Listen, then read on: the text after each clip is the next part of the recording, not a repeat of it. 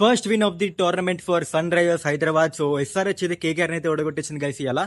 So complete dominance అని చెప్పుకోవాలి బ్యాటింగ్లో కానీ బౌలింగ్లో కానీ. ఫస్ట్ నుంచి అయితే స్టార్ట్ చేసుకుందాం గైస్ డిస్కషన్ అయితే. సో ఫస్ట్ టాస్ కేకేఆర్ గెలుస్తుంది, బౌలింగ్ తీసుకుంటుంది. సో ఈడెన్ గార్డెన్స్లో నో బ్రెయినర్ అది అయితే బౌలింగ్ తీసుకోవడం. సో బ్యాటింగ్కి Abhishek Sharma and Travis Head వస్తారు. సో పులి మళ్ళీ ఫెయిల్ అవుతుందా లేకపోతే మంచిగా ఆడుతుందా అని ఒక డౌట్ అయితే ఉండే. పులితో పాటు head master so Travis head మీద కూడా కొన్ని డౌట్స్, కొన్ని సందేహాలు అయితే ఉండే నాకు. కాకపోతే ఆ రెండు అయితే ఇలా సైలెన్స్ అయితే చేసేసారు వాళ్ళిద్దరు. So brilliant batting from Travis head and Abhishek Sharma. ఇద్దరు అయితే ఆ క్విక్ ఫైర్ నాక్స్ అయితే ఆడారు, అభిషేక్ శర్మ కానీ ట్రావిస్ హెడ్ కానీ. అండ్ దాని తర్వాత లాస్ట్లో హెన్రీ క్లాసన్ అండ్ మన నితీష్ కుమార్ రెడ్డి గారు. సో ఇద్దరైతే చాలా మంచిగా అయితే క్లోజ్ అవుట్ అయితే చేశారు ఇన్నింగ్స్ని.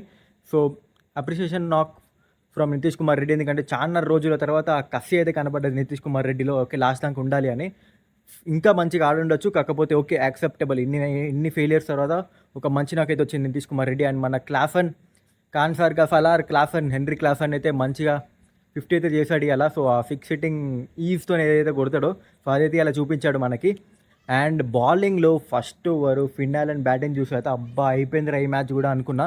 కాకపోతే అప్పుడు వస్తాడు Harsh Dubey. So very well caught and bowled, అదైతే వేరే లెవెల్ క్యాచ్ అది. అండ్ ఫిన్నల్ నా పెయిన్ని వేరే వేసుకున్నాడు, 25 రన్స్ ఏమో కొడతాడు అనుకుంటా, కరెక్ట్ అయితే గుర్తులే నాకు. ఎంతో కమెంట్లో చెప్పండి మీరు. సో పెయిన్ని దంచుతాడు, 2 6s 2 4s అని. So very well played to Finn Allen ఆడిన ఆటకి ఇలా మ్యాచ్ 18th ఓవర్లోనే అయిపోతుంది అనుకున్నా.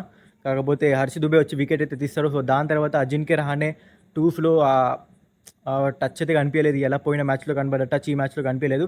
And Angkrish Raghuvanshi guys, so point to remember, player to remember for ఈ టోర్నమెంట్ అని నాకైతే అనిపిస్తుంది. ఎందుకంటే వేరే లెవెల్, పోయిన మ్యాచ్లో 50 అండ్ ఈ మ్యాచ్లో కూడా క్విక్ ఫైర్ 50, ఇది గుర్తుపెట్టుకోవాలి మనం. So brilliant hitting from Angkrish Raghuvanshi. Unfortunately run out అవుతాడు.